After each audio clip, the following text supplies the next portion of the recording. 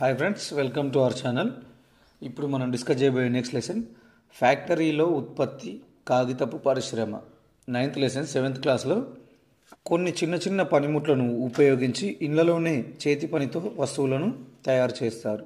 దీనికి భిన్నంగా ఫ్యాక్టరీలో భారీ ఎత్తున వస్తువులను ఉత్పత్తి చేస్తారు.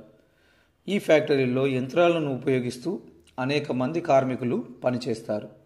పెద్ద ఫ్యాక్టరీల్లో ఉత్పత్తి ఎలా జరుగుతుందో ఇప్పుడు మనం తెలుసుకుందాం. ఫస్ట్ పాయింట్, తెలంగాణలోని పేపర్ మిల్లులు గమనిస్తే సిర్పూర్లో ఒకటి ఉంది, కొమరంభీం జిల్లా సిర్పూర్లో. ఇంకొకటి ఐటీసీ భద్రాద్రి కొత్తగూడెం జిల్లా కొత్తగూడెం వద్ద ఐటీసీ పేపర్ మిల్లు ఒకటి ఉందన్నమాట. కాగితపు పరిశ్రమల్లో సాధారణంగా యూకలిప్టస్ సుబాబుల్ ఉపయోగిస్తారు. సాధారణంగా ఇవి దొరికే ప్రదేశంలోనే కాగిత పరిశ్రమలను స్థాపిస్తారు. గుర్తుంచుకోండి, ఇది ఎక్కడైతే ముడిసరుకులు లభ్యత ఉంటుందో అక్కడే ఈ పరిశ్రమలను స్థాపిస్తారు. ప్రస్తుతం పేపర్ తయారీలో సుబాబుల్, యూకలిప్టస్, వెదురు, కలపను ఎక్కువగా ఉపయోగిస్తున్నారు. దీంతోపాటు ఎక్కువ మొత్తంలో రసాయనాలు, సాధారణ ఉప్పు, క్యాస్టిక్ సోడా మొదలైనవి వివిధ దశల్లో ఉపయోగిస్తారు. కాగిత మిల్లు నడవాలంటే ఏడాదికి 25 మెగావాట్ల విద్యుత్తు అవసరమవుతుందన్నమాట. ఇందులో ఇంపార్టెంట్ పాయింట్ చూడండి, ఇది లాస్ట్ డిఎస్సిలో అడగడం జరిగింది, గురుకుల్ ఎగ్జామ్లో కూడా అడగడం జరిగింది. కాగితపు తయారీ ప్రక్రియ చూస్తే ముక్కలు చేయడం అంటే కటింగ్ చేయడం, కలప గుజ్జు తయారీ, గుజ్జును పరచడం, ప్రెస్సింగ్, ఆరబెట్టడం, చుట్టడం, కటింగ్ అన్నమాట.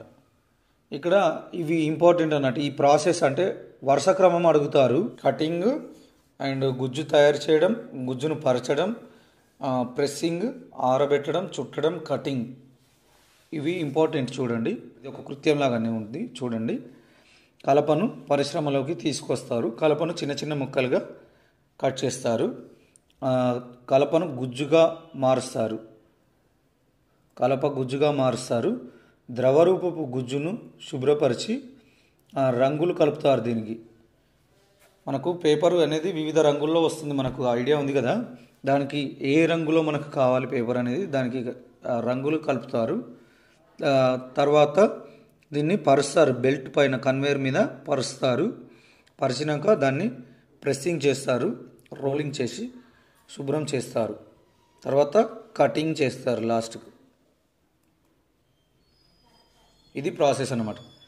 తయారైన పేపర్ను శ్రీలంక, బంగ్లాదేశ్, దక్షిణాఫ్రికా, నేపాల్, మలేషియా, సింగపూర్, నైజీరియా దేశాలకు ఎగుమతి చేస్తారు.